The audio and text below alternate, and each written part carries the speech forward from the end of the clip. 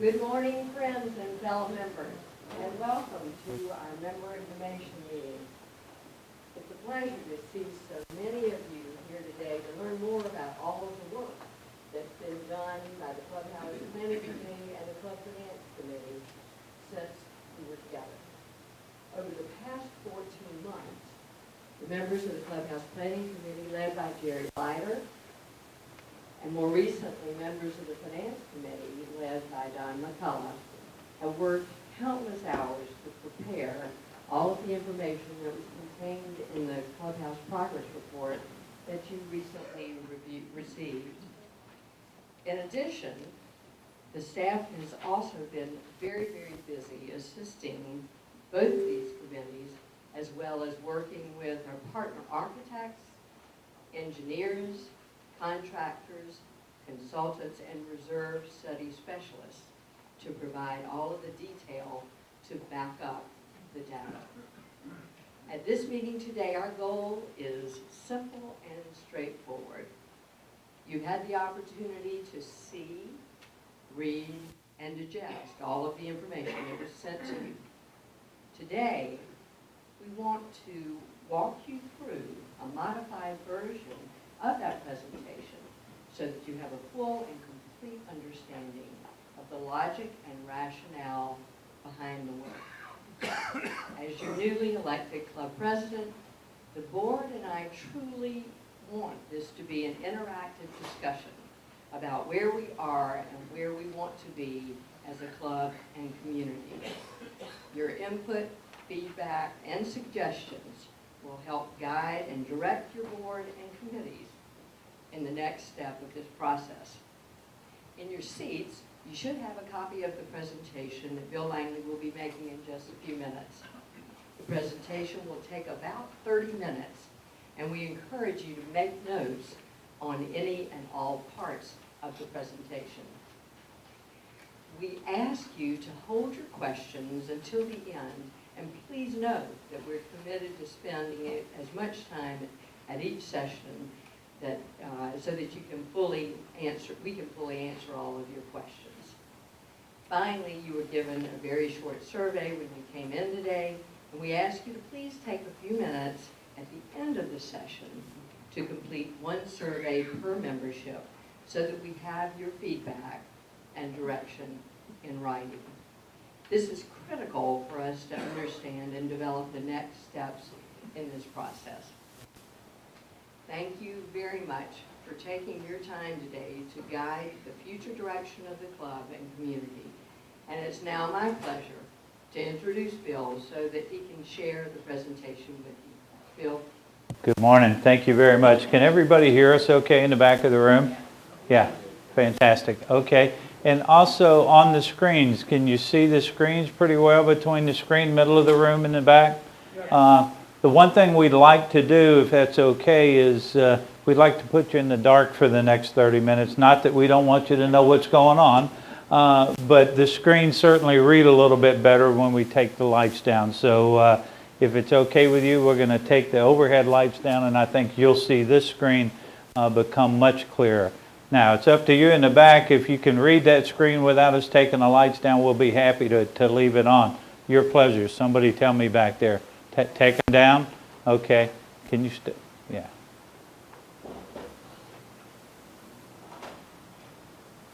Thank you, Josh. Okay, well, the first thing I notice here is there must be a lot more Baptists in the room than I thought. But because typically when I grew up going to church as a young man, the front rows were always empty, and that's the case again today. So, or maybe it just happens that way in every denomination. But it's my pleasure to make this presentation today on behalf of the Clubhouse Planning Committee, the Finance Committee, and Mr. McCullough had another commitment today, and so he's not here. But we have at least 3 members of the Club Finance Committee here. And Mr. Spizzero is designated as the chief answer person as we go into the Q&A part, but I'm sure Mr. Clements and Mr. Chick be happy to jump in as well. We also have quite a few members here from the Clubhouse Planning Committee, several members from the board, with the goal being that today's today's presentation is really a talk. It's a talk between all of us. And so let's get started. When I say thanks for being here, let's talk, that's what I mean.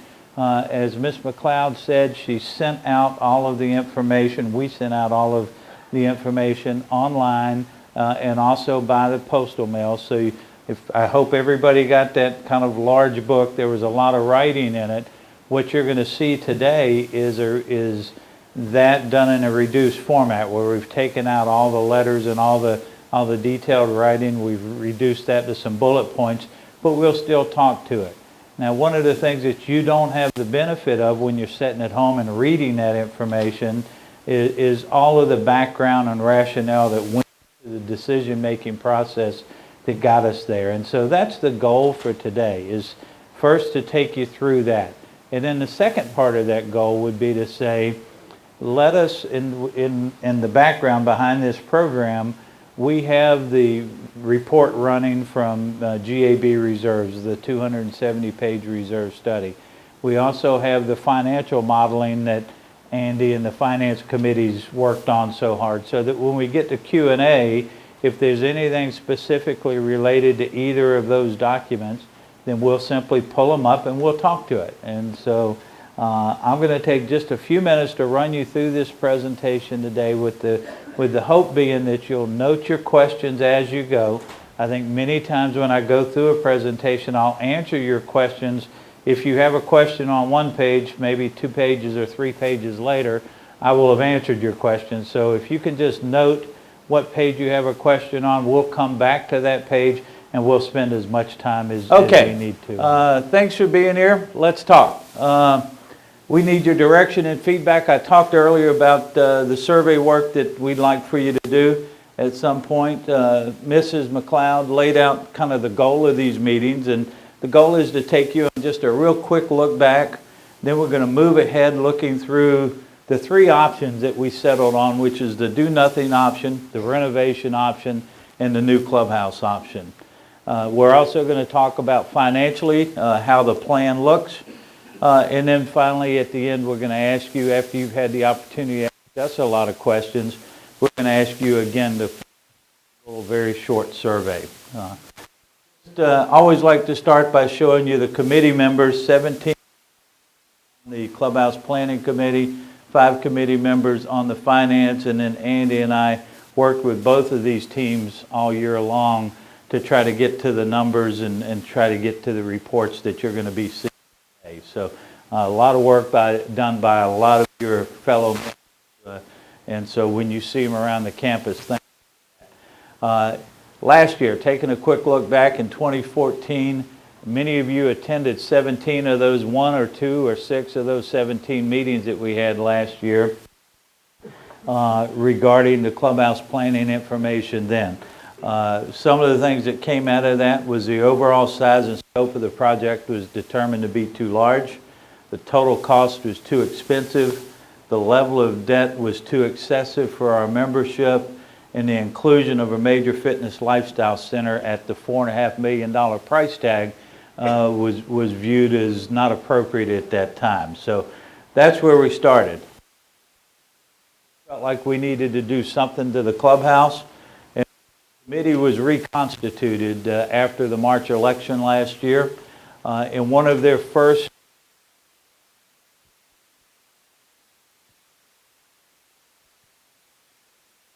actually they tried to put some cost parameters on it, and they did it by saying, okay, what is the other facilities around us? What have they spent on a cost per square foot basis? How big is their facility? What was their facility before they rebuilt it? What was it after they rebuilt it? And so we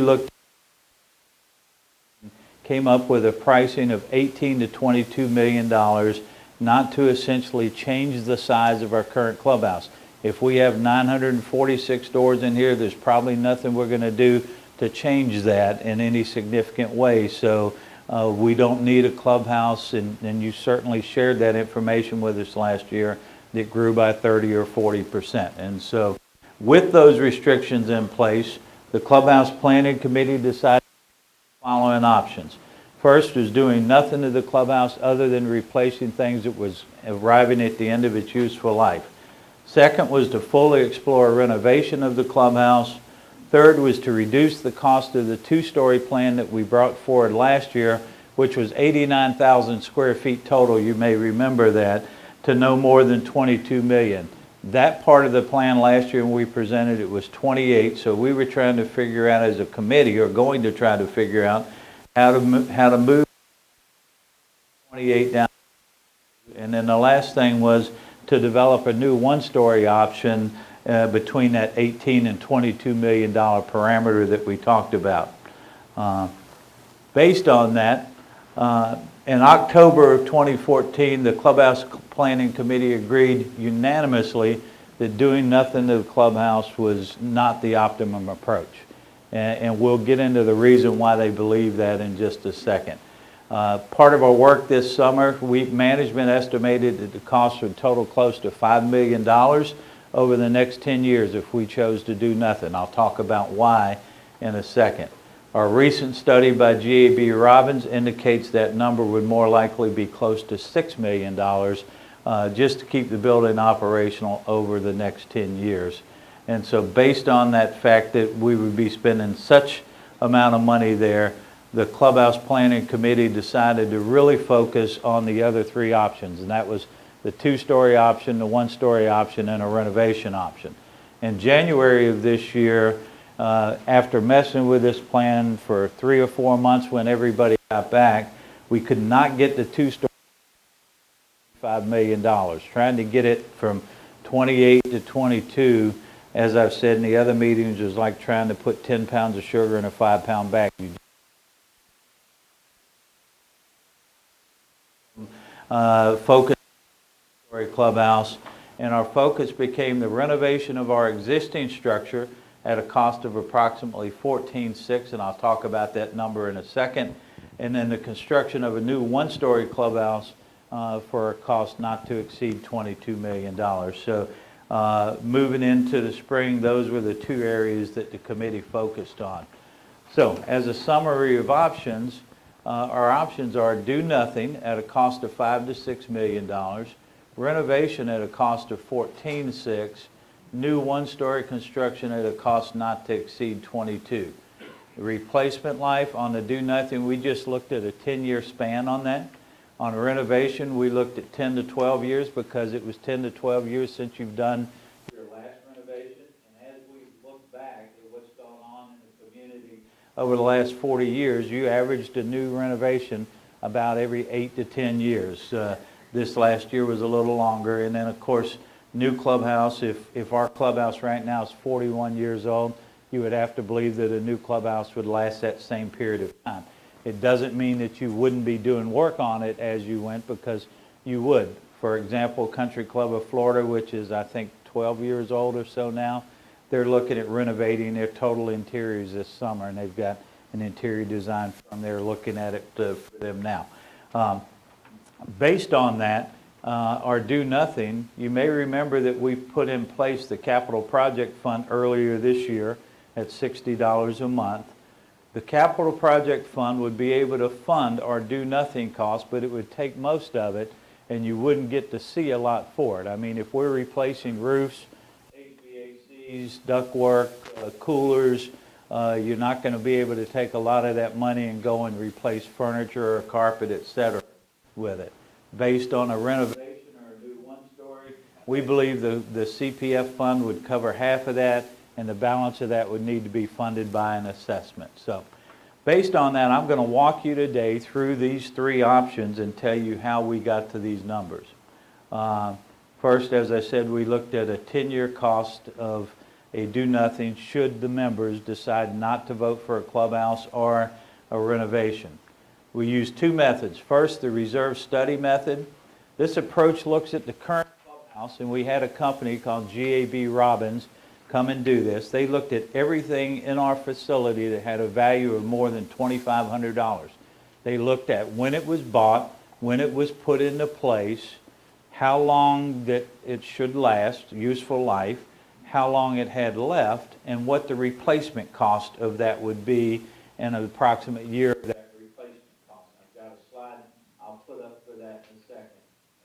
talked about hiring GAB Robbins. There's a 270-page report on the website. You can click on it, look at it at any time, and go through the whole thing. It includes pictures, includes dates, useful lives left on everything. It's right there for you to look at. We've got a couple hard copy printed here, but we're not letting them leave the community because we're tidying it up right now. Some of the in-service dates needed adjusting, and we're working on that. We'll be able to publish the full report very quickly. And then, as I said earlier, they estimated that we would spend $6 million or $550 over the next 10 years. The second way that we got to this was dealing with the renovation. As part of the pricing for our renovation, we used Rick Mao of Mao Construction. Mr. Mao did our last renovation. It was done 12 years ago. He also recently built the brand new Delray Dunes Clubhouse, so we felt like that was a good resource for us. And so he helped us develop our renovation pricing, and out of that, we determined some of those things that if the membership decided not to do a renovation or new construction would have to be done anyway. And some of those are the HVAC, the kitchen area walk-in, the coolers, freezers, and many of the flat portions of the roof. The other parts of those is we use the contractor's price and identify those costs. In addition, Harry Folland worked with myself and several others this summer. Mike Garifine's in the back of the room. We went out and got pricing. 3 quotes on changing all the windows in the building, 3 quotes on the roof, 3 quotes on the HVAC, a couple quotes on walk-in coolers in the building, et cetera, just so we could understand, so that when we got the builder's pricing, we understood where he was coming from. So that's how we arrived at that. The total for that is just under $1 million less than the GAB reserve, or approximately $470,000 a year for the next 10 years. If you look at it from a pricing model standpoint, this is using the construction pricing method, breaking out the contractor's bids and saying, how much of that will we have to spend over the year, and you get back to the total of the 4.5. Using the reserve study method, this is straight out of their document. It's an excerpt out of their document. You can see they're giving you a 10-year period from 115 down to 1224 with a contribution of a little better than $500,000 a year. We currently have a designated capital fund balance of just under $900,000, and this would flow into it. We'd earn a little bit of interest, then we'd have all the expenditures. So it's saying you'll spend $6 million over that next 10 years. So with an ending capital balance of just under $500,000. So that's how we got to and understood the cost of doing nothing should we agree not to move forward with either a renovation or a new construction. So, based on that, we said, now let's take a look at what a renovation might look like. And I want to take you through the steps that we went through this summer so you have a full understanding. Back in April when they agreed to look at this, we agreed to look at several different options and to fully explore the renovation. I think one of the criticisms, and probably rightfully so last year, was that we kind of blew right past the renovation option in favor of trying to get to a construction option. Well, this year we did it completely different. We hired a separate architect, separate and aside from the architect that was drawing the new plans. We went out and we hired RGD engineer to assist us with it. We went out and got a contractor. We went out and got subcontractors. We went out and found as many professionals as we could get. Then we went out and found somebody internally in Mr. Ralph Cook, one of our members who's a very well-known construction engineer, and brought him on board as a consultant, and he helped us develop parameters or bound costing, helped us develop all the specs that we would need, working with Curry, Sowards, and Aguila, RGD Engineering, and Mao to fully vet this and get it to a point where we understood what we were doing. Based on that, we decided the project needed to take a hard look based on the Florida Building Code compliance requirements for developing this model.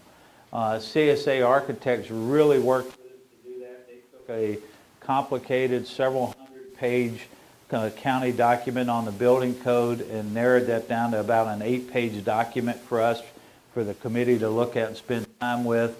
And after looking at that with CSA and RGD, it was determined that a complete renovation would fall under the most restrictive code compliance category. Three categories: category 1, 2, 3, and 3 with additions, and we would fall under 3 based on the fact that we would be touching in this plan the overwhelming majority of the building. So based on that, the Clubhouse Planning Committee said, well, let's look at several different options. None of those, which included raising the ceilings of the current clubhouse. One does look at enlarging the Quail's Nest, but none of them looked at redesigning the front entrance. And so what we got to on the next page is a basic renovation which brought the building up to code, which includes new HVAC, roof, hurricane windows, furniture, etc., 14.6. If we wanted to add an additional 3,000 square feet, which would make the Quail's Nest far bigger, it would probably take the Hall of Fame room and move it over and put it between the lounge area and the card room overlooking the putting green, and then we would take the current Hall of Fame room and use it for internal front of the house storage. And so that cost would be approximately $1 million more. Based on that, the Clubhouse Planning Committee and the Finance Committee decided to do their work on the lower one of these models just so we could see what the financing model would look like. Take you real quickly, this is a Google Map view of our current clubhouse and how it's evolved over the years. It suffers from what I would consider renovation sprawl. If you look at the original clubhouse was right here. You came in and you kind of hit a dead end right there, and you came down, and this was kind of the original clubhouse. And then later on they built a little piece on here. Then you came and you built this piece here, and you can see where the wall works right there. Then this was added on, this was added on, and then last we came and added on this and came around, and then the cart barns has evolved. At one point, the cart barn was actually on the front of the building over here where the service yard was at. And I've had a lot of fun going back and looking at 40 years worth of plans and seeing how they've evolved through the years. But that just gives you, and I show that to you so that when you see kind of the footprint of a new building in a couple of minutes, you can see how it might vary differently from what we have now. The second part of it is just take a second here is this is the current clubhouse plan, color-coded. The green part is the outdoor covered areas, so this would be your valet. This is the walkway coming in. Then you get into the building with the card room and the lounge and the dining room, etc. Outdoor lounge patio, back dining patio off the Quail's Nest. There's a little dotted red line here that indicates that is the new umbrella area out back. The covered area between the golf shop and the locker rooms, covered area going out here. And then this is all bag room. But that puts it in perspective. When you look at it, it kind of looks like the space station the way it was built, just as it's evolved over time. Let's talk about renovation pricing just a second, because I know there's people in the room that says there's no way in the world renovation pricing can cost $14 million. So, and you would be right if we didn't have a 40-year-old building, but starting at the top, these two numbers came straight from Rick Mao as what it would cost him to do the work on the clubhouse and the car farm renovation space. So you get to $8 million right away. By the way, 67,508 square feet is what we're talking about all in. Then we said, okay, how do we look at furniture and fixtures and kitchen and bar equipment? We decided to take the same tack. It's got to be apples to apples if we're going to be talking with our members. So whatever we were going to use in a new building, we felt like we had to use in a renovated building, so that you couldn't say, well, you're going to have half the kitchen in a renovation that you're going to have in a new, or you're going to have nicer furniture in a new versus a renovation. So we used the same numbers that we're using in new construction there. We used 80% of the professional fee number in this because it's, and talking with Mr. Cook, Ralph Cook, we've already got floors and walls, and there's a lot of stuff in the building already done. So there's a lot of things you don't have to redo, so you can save money there. But when you get into a renovation, there's a lot of things that happen that you've got to do differently than if it was a brand new building and you're starting from scratch. Then we dropped down and we put in a number for $250,000 for temporary facilities. If we were going to renovate this facility, we would do half of the public space or half of the member space, dining space, and then we would move you into the new half. Then we go back and we do the old half, and then during the second summer, we would come back and do the back of the house, the kitchen and all, when it's as quiet, when the club is quieter. So, but you still would have some cost of temporary facilities there. Site work and landscaping, we're carrying a small number of $200,000, redoing the waterfall area out front, cleaning up the landscaping around the building, etc. One of the biggest things is we're carrying a 20% contingency in here, or $1.4 million there, and another 10% for the FF&E. Anytime you do a major renovation of a building, particularly a 40-year-old building, you're going to get into things you just don't know that are going to happen.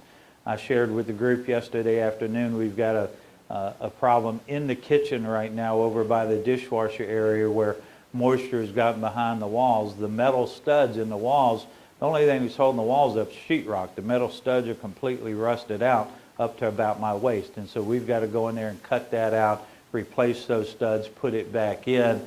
That's the kind of stuff you get into when you begin opening up the walls.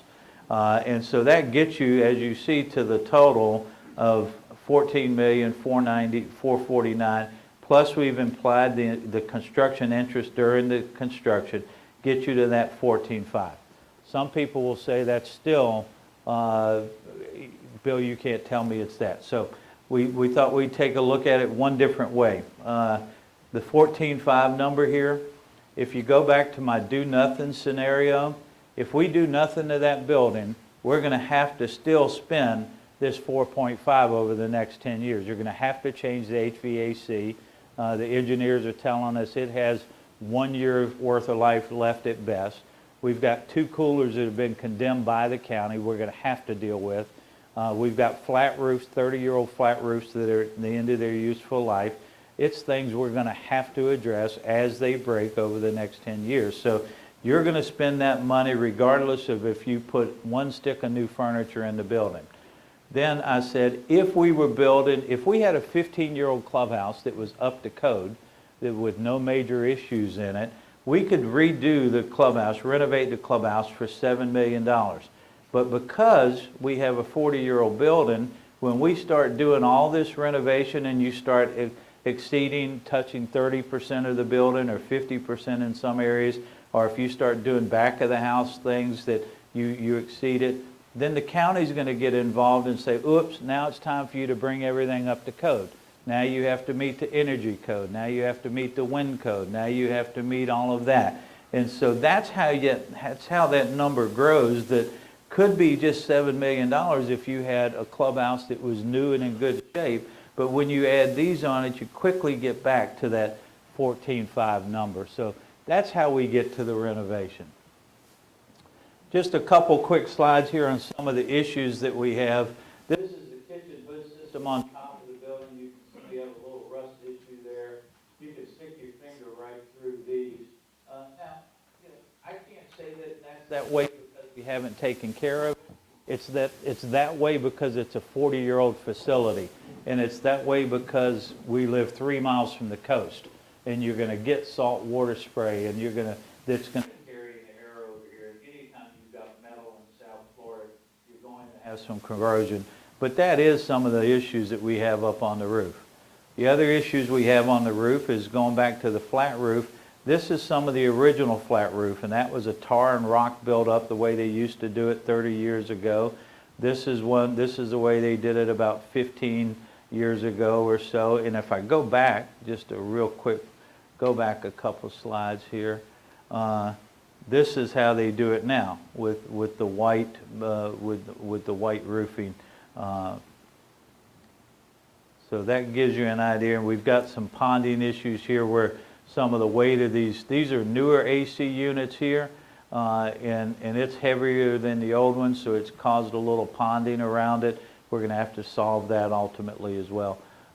This is a description of This is what the old unit would look like. This is what a new unit would look like. This is some of the issues we have with rusting on the pumps that take the chilled water through the building. This is the rust on the electrical panel, some of the rust on the ductwork going back into the building. That just gives you a look at some of the challenges, and those came right out of the GAB Robbins report. If you go online and look at that, you'll be able to see it. Shifting gears, going to a one-story clubhouse overview. After we figured out that we could not get a two-story clubhouse to work for the price that we wanted to, the committee said, if we're going to build a one-story clubhouse, there's some things that we definitely want to make sure we address in them.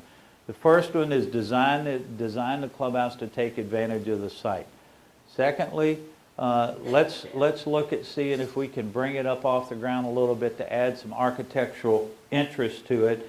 And so right now the thought is to bring it about 30 inches off the ground, which would be about where my waist is, so that you'd have a back porch looking down onto the putting green, looking out over it. You'd raise that elevation. It'd be like if you were sitting in the back of the room and you couldn't see me and you stood on your chair, you'd have a much better opportunity to see me and your view would get better. So we think that that is a critical part of it.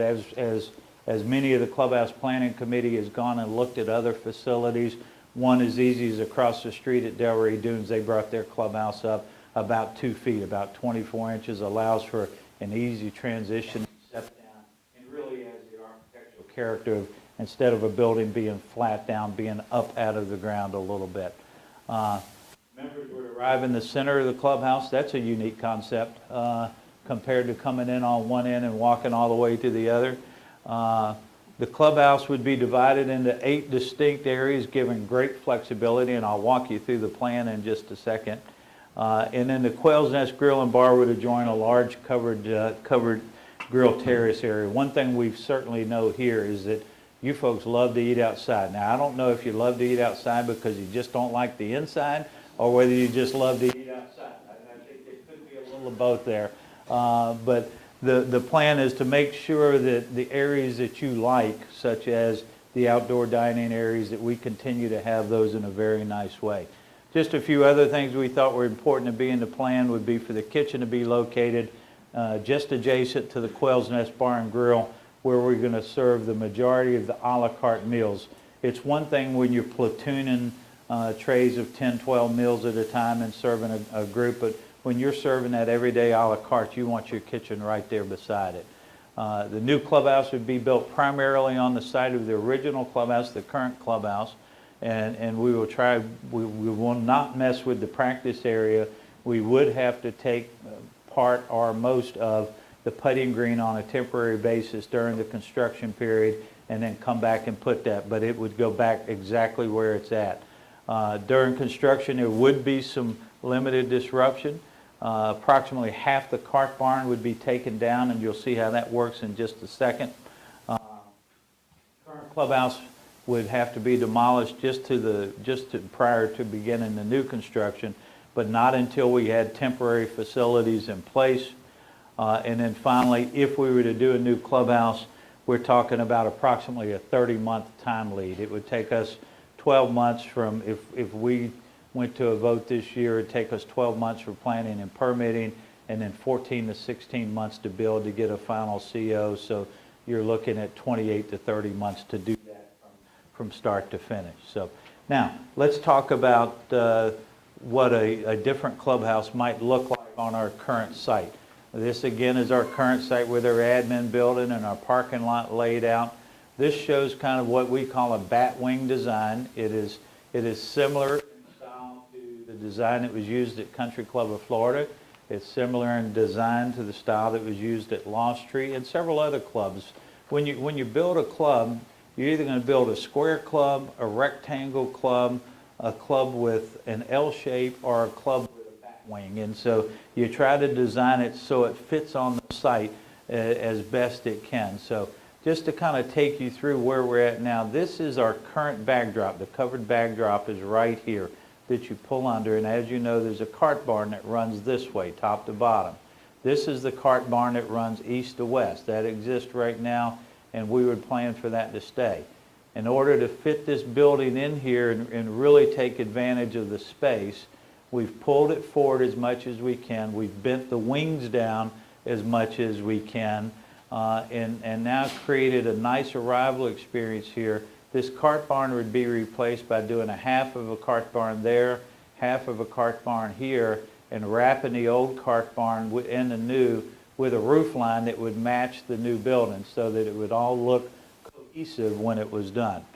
Coming off the parking lot now, you would have quick and easy access. Right now, when you come up the backdrop, you walk up the piazza and you get back to about here before you turn and go into the hallway to either go into the pro shop or to come into the locker room areas. In this case, you walk off the parking lot, you walk right up this walkway, you go into the building there. This is the men's locker room, this is the pro shop, ladies' locker room, card room, library, offices, living room, dining room, back patio, extra dining room, Quail's Nest Grill and Bar, Quail's Nest patio, and then receiving kitchen, etc. The circle, the question was asked yesterday about why does that circle have to be so big? It's a county requirement for fire trucks and EMS to be able to make that turn coming in there. If you'd have seen the iteration of the plan 3 or 4 iterations ago, this plan was pushed back and it was pinching way too close to Kittiwake on this corner, and it was really stealing a lot of space up here, causing a lot of wasted space, and it was getting into the short game area. So we kept working it forward to get it there. This would also take our current driveway coming into the club is here, as you know. That would relocate that over about 3 bays, and we'd realign it to go there. We'd pick up 52 more parking spots over here, which means that we'd probably use 1 bay of these for valet, but we'd pick up some more parking. As part of this, I think we would also look at what we could do to improve the parking and the flow out there. So, but you see the putting green stays the same. We don't mess with the driving range. Halfway house stays the same. We think it will be a big important part of a temporary facility solution. We would have to come back the year after we got a new facility open, and we would address this building at that time. And then you see how it does not mess with the short game area. This is receiving down here, so now receiving is not right in the front of the building like it is now. They'll come in, back right in there, and then be able to pull right out and go. So now let me walk you through the floor plan. And you're right, Lily, I didn't get that piece off of that, that every day I say I need to do. I started on it in my office, but he already had this open as a read-only. So I tried to do this, and in your seats, by the way, what was sent to you in the mail and given to you today has a legend beside it that none of you can read. I can't even read it, and I have pretty good eyes. And so we printed you a big sheet with the square footage on a per room basis on there. But let me take you on just kind of a quick visual tour through what a potential one-story clubhouse might look like. Coming up that driveway we talked about just a second ago, you come up under the porte-cochere. You come in, this is a little outdoor porch patio area. It's where when you were here for your big busy nights for chorus or a choir night or Bethesda night, when you're all coming out, this would be where you gathered while we were all hustling up your cars. So you walk from there, you walk into a living room gathering area, and this kind of becomes Club Central. It's if you ever go into Grand Central Station, this is kind of the embarkation part where everybody gathers and says, okay, where do I go from here? I'm going to a big function in the main dining room, so I'm going to go through this door or this door to get in there, or maybe somebody from the staff is here to meet me and say, no, we're going to go in this room for cocktails first, this room and this room for cocktails, or we're going to go out onto the back patio for cocktails, and then we're going to bring you in this way. So there's a lot of ways for us to use that. So this is the main dining room area. Important to point out that what we've created here is what's known as a nanowatt. So we can open that whole thing up out to the back patio here, and this back patio is the same size as the lounge patio that we have now. So between those two, if you think about right now, main dining room would be here, lounge is here, lounge patio is here, but by sliding it over, we have much better use of the facilities to do that. And if we need to grow into a room, we've got that room to grow into, we've got this room to grow into, or that room to grow into, and if even needed be, we could come back into here. So the flexibility of the plan is very good. In each area we've tried, where you see this light green, we've tried to put a service station in there for the employees to have spaces to work out of. So coming down, it's main dining room. This would be kind of the ante room or a secondary room. This is a room that works either off of the grill room or off of this. But coming into this area, this would be where you meet the maitre d', the hostess is a maitre d'. There's a wine wall right here to display wine. There's a see-through wine wall here that looks into the bar area. 22 seats at the bar versus the 6 that we have now. Nice little casual seating area here to get a cocktail before dinner. Same thing on this end. These are the short walls. If any of you have been to Delray Dunes, or I think even Country Club of Florida has it, it's a little short wall that separates the bar area from the dining area, from the casual dining. Tons of casual dining here. This is all outdoor casual dining here. This again is a secondary nano wall so that you can open up the entire inside to outside, and where right now everybody wants to sit here, because of the energy level created here and because of the openness, I think it's going to play very easily that everybody wants to sit kind of right through there. This is a built-in salad bar that we can service from the hallway back into the kitchen. This is all back of the house kitchen right here. Chef's office, so we can see out onto the loading dock area. Mechanicals. This is storage in the back so that we can keep all of our barbecue gear, roll it right out here, be ready to go. This is designed as a service bar to work out here, and there's some conversation about making and maybe reconfiguring this into a full-time outside bar area just overlooking the putting green. Be a great place to finish around the golf, come have a cocktail at. So going back the other way, this is all storage for tables, chairs, etc. going into these rooms. This is designed to effectively be a card room, multi-purpose room, but specifically card rooms. We don't think we'll have to use it for dining, but maybe 5-6 times a year when we do our big events, when we do Bethesda night, when we do rock and roll night, when we do the choir, the end of the season choir night, etc. Otherwise, it would be set as cards. This is an additional card room. If you think about our ladies' locker room now, it has a card room in the ladies' locker room, and then we have this separate card room. This kind of pulls it from there and puts them side by side. But when I walk through the building, many times I see a group over in the bridge room playing, or in the card room playing, and then I'll see 2 or 3 groups sitting in the lounge playing, and there may be a couple ladies back in the ladies' card room playing.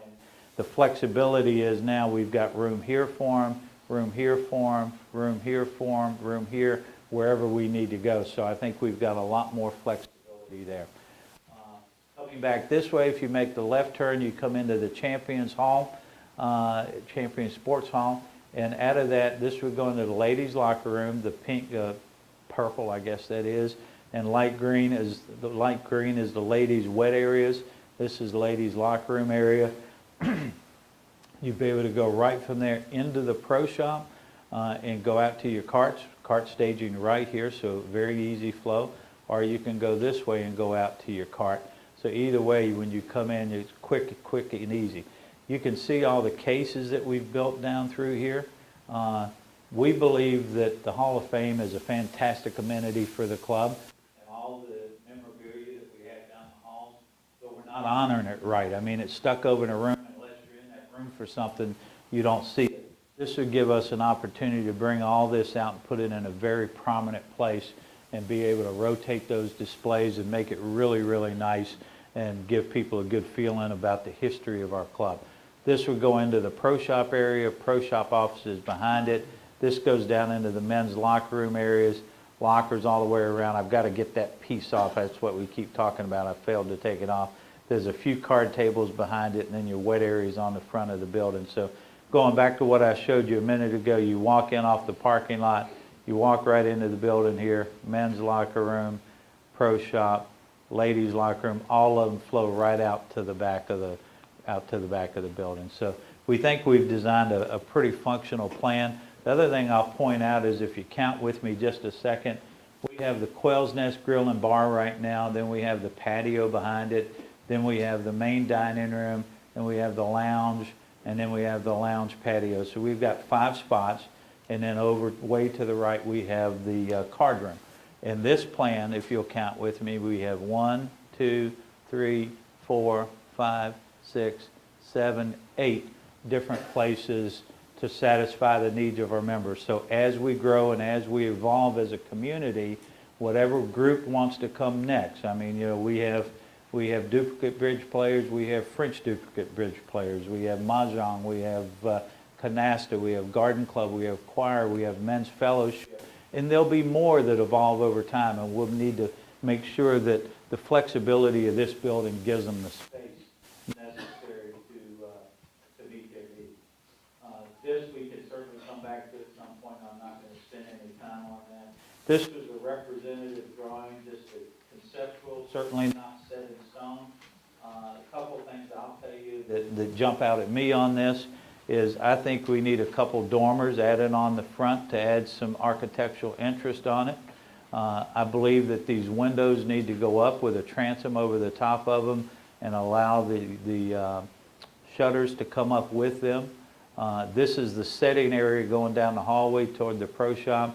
I'd like to see us maybe repeat that look over on this walkway with the shutters closed, just to add a little more architectural element to it. Just something to maybe kind of bring it up. But the important thing is this is it's not overstated. I think it's understated and elegant without being in your face too much. On the back side of it, just to give you a perspective, this is the patio off of the main dining room. Let me take you back to.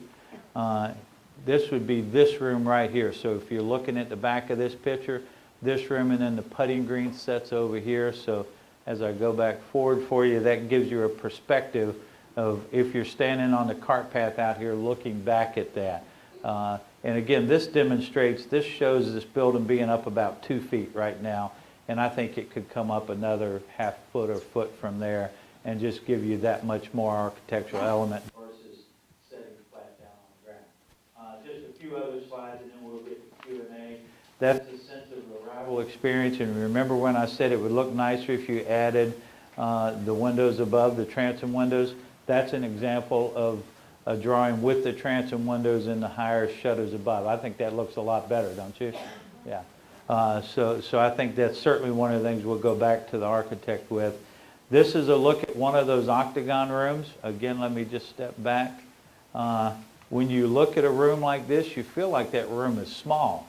But when you see it done, it's not so small. That room holds 10 dining room tables, easy, plus a little casual sitting area in there. Please, please, please don't pay attention to the colors. If you don't like that peach-colored sofa, don't worry, we have not planned that yet. This is an architectural rendering only. It's actually a photo from a club that we had turned into an architectural rendering, so it didn't look like it was a photo from another club. So I just told on myself, didn't I? So, but I thought they did a nice job to help us have a representative view of what that might look like. Again, another photo that of what a fire pit might look like. I would suggest to you that ours would fit over into this area on the back. But when I look at this, I like the round columns, but for us, I think we probably need to consider the square columns because we want to be able to have the roll down units that go between them to block the wind in season. And so I think we'll have to look at that. But that just gives you a few pictures of that. Couple last slides. Now let's talk about what this would cost. This breaks down like this. Clubhouse, cart barn, total. Construction for the clubhouse, $11.3 million, cart barn 1.6, just under $13 million for the construction of it. You remember a while ago when I said we used the same numbers for the furniture, fixtures, and accessories for renovation as we did for new? Those numbers exactly match the numbers that we're carrying in the renovation. Then we have the soft cost and professional fees, and we're using 100% here. straight from the architect. So you get to a subtotal of 15.5 and 17.5 for the building. So if you were building that and you didn't have to do anything else to it, that's what you could do this for. But the other cost that we have to carry is the demolition of the building that we have now, which would be about $375,000. We're carrying temporary facility cost of $500,000 because we know that if we build a new building, we've got to make this really fun for everybody during that 14 to 16 month building period. And I've said this to both groups, and there's some ways that we can really make this fun and make it exciting for everybody. Certainly we would work on doing some reciprocals. We'll do some tents, we'll do some modulars, we'll use this building, we'll use tennis, we'll use fitness, we'll use the halfway house, we'll do some fun things out there. But no matter what we do, when you see the new building up and you're about 2 months from getting in there, you're going to hate everything we do because you're going to be so ready to be out of there. So, and I know that going in, no matter how nice we make it. But then we've carried $1 million for site work and landscaping. That would be to reconfigure the parking lot area that we've talked about.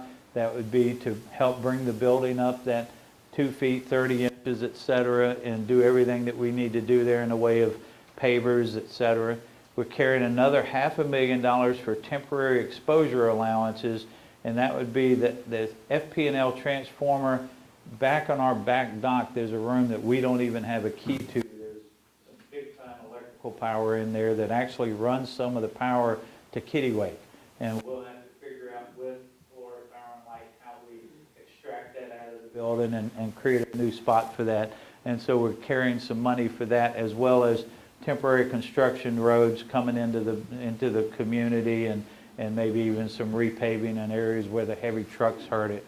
And then we're carrying $200,000 for a generator allowance. That gets you to $18 million on the construction, just under 2, so right at $20 million. And then we're carrying a 10% contingency here, where we carried 20% on renovation, just because you know a little better what you're getting into here. And then 10% of the related FF&E and the soft costs, so $1.5 million. So carrying a total of just under $1.8 million in contingencies, and then we're also carrying the construction period interest there for both of them, which is $186,000, will get you to just under the $22 million. I would also note that down here we said does not include the long-term period interest of $4.4 million. The reason we can't put that in these numbers is we don't know how you're going to choose to pay for it yet. If more of you would choose to pay up front or over the first 3 years, it's going to change that number drastically. So we just put it there because that's the number in our model right now. Our model is built on 10% paying up front, 10% paying over 3 years, and 80% of you using the $70 a month charge to pay it. Now, take you through a very quick square foot comparison. Existing club is $67,508. The pricing that we've done so far in the renovation is built at $67,508. The new one-story clubhouse is almost 6,000 square feet smaller than what you're currently in. The covered hard roof is just slightly bigger than this because of some of the walkways. Carts are virtually the same. So it gets you to 5,000 square foot difference at the end of it, 5,500. So you might be saying, well, where's that at? Well, here's where it's at. Comparing dining to dining, our new dining is 8,495 square feet compared to 8,137, so a very small change of 350 square feet. Kitchen reduces in size by 1,000 square feet. If I was to take you through our current kitchen, you would see you go into some areas that we don't use because it's just open space where we've had connectors through the years. Then we've got all these hallways and nooks and crannies to get back to the different storage rooms, and so picking up 1,000 square feet in efficient plan is easy. Locker rooms, you can see, goes down by 1,614 square feet, and while that may sound like a lot, think about your ladies' card room. It's not included in that number. It shows as the separate card room now, so that changes a lot of that. And then the other thing that happened is we went and did an audit on the lockers, and we can tell you that we have 55 men's lockers empty right now, We have 153 ladies' lockers empty right now, so why would we build that space again if it's going to sit there empty? So we're being smart about how we spend your dollars, I think. Card rooms go from 1,580. The current card room is 1,580 feet, which includes almost 300 feet of that is your library. And now in the new plan, the library is separate. And we go to 2230, so we grow by 650 feet. And that's really a function of having those two rooms side by side, plus the ability to open into the main dining room to solve any needs that we may have for card playing. Pro shop and offices grow by about 600 square feet. We're going to take another hard look at that and see if we need to squeeze a little more room into the ladies' locker or men's locker, or if that's efficiently what we need to do. Club management shrinks by 112 feet, and I like to say that if you've ever been in David Crandall's office, it's too big, so we've shrunk it a little bit. So, and I can say that because he's not in here, and I've got a few staff in the back of the room. If you tell him, I'm going to kill you. But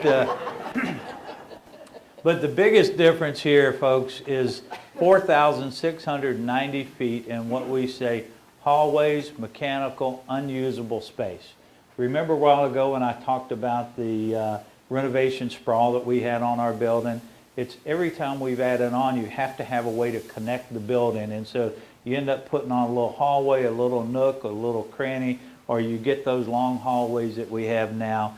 And this is simply a matter of being able to efficiently design a building all at once versus it growing over the years. So the pickup in the space really is right there.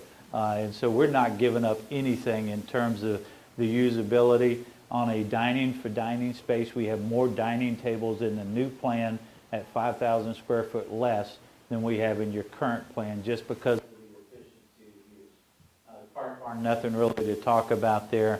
Outdoor patios and porches, it looks like we've shrunk there, but it's really, again, an effect of how that area is laid out. We have as many outside dining tables in the new plan as we currently have. Plus, we know there'll be a lot of you that would like to come back inside if you have something that you'll be happy setting that inside. So we're comfortable that there's enough space, and we also have space if we had to grow it at any point that we could do that. I think there's certainly room to do that. So final slide here, maybe one more behind it, but the numbers, looking at them together, I think it's important. Renovation number is that 14.6 that we talked about. New construction's 22. We said earlier that 50% of that would be funded by the capital project fund. So on either case, that would be it. So the amount funded by the members is $7.3 million on a renovation, $11 million on a new construction. That works out to $7,400 per member on an assessment for a renovation, $11,200 per member on a new construction. But when you look at your options, and one of the things that the Finance Committee and the management team has tried to do is said, let's make this as fair, as reasonable, and as easy to understand as we could. We like to say we'd like to be able to explain it on one hand, not using our thumb. And so that's what we've done with these four options here. If you were to choose a renovation option and pay up front, it'd be one payment of $66.60.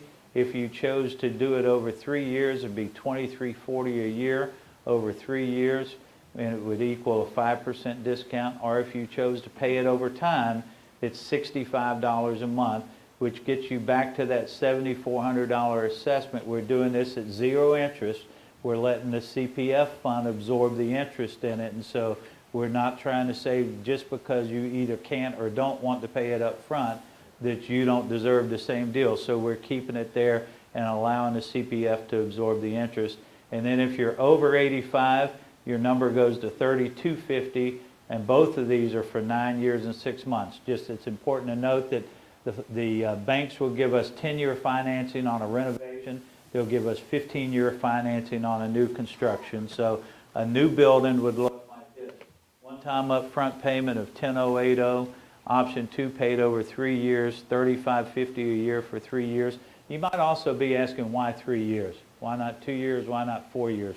Reason 3 years is if it's going to take us 12 to 14 months to do our planning and permitting, and then it's going to take us 14 to 16 months to build. By the time we get started, we will have collected those monies and been able to use that and the lump sum payment for the down payment. So our model shows our down payment north of 27%, I think, right now, just based on 10% paying up front, 10% paying over time.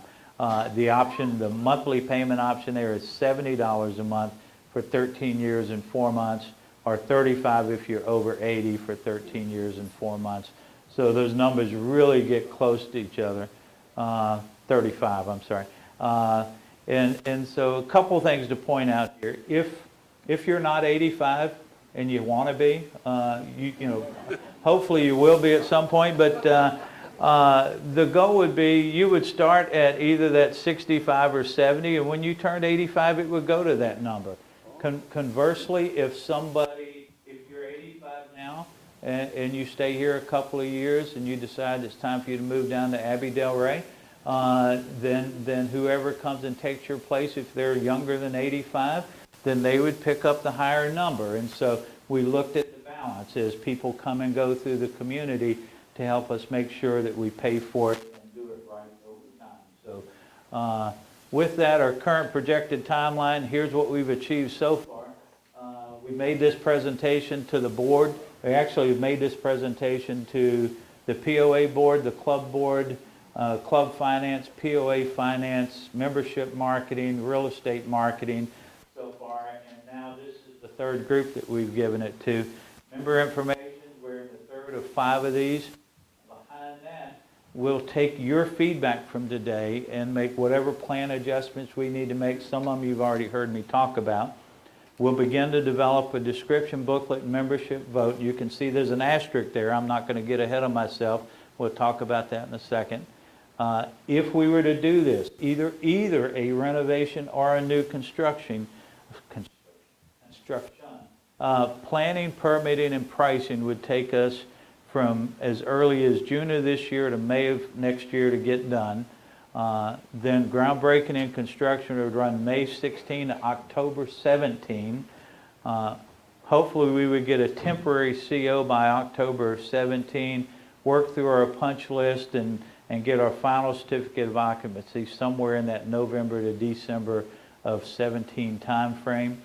If we chose to delay a vote, if we didn't want to do a vote this spring while you're here, and we chose to delay it till next fall or the following, you have to do this over 2 off seasons and 1 season. So you would simply go back up here and say planning and permitting would start from May or June of 16 to May of 17. We'd break ground in May of 17, finish October of 18, and hopefully be in the building by Christmas of 18 if you did that. And so my asterisk, you can say, I said, assumes a positive member's response to these progress report meetings. So I've talked about all I care to talk about here just for a second. So it's your turn now to ask me questions. And we have the Clubhouse Planning Committee, Clubhouse Finance Committee, board members here. But thank you for giving me the opportunity to present it to you.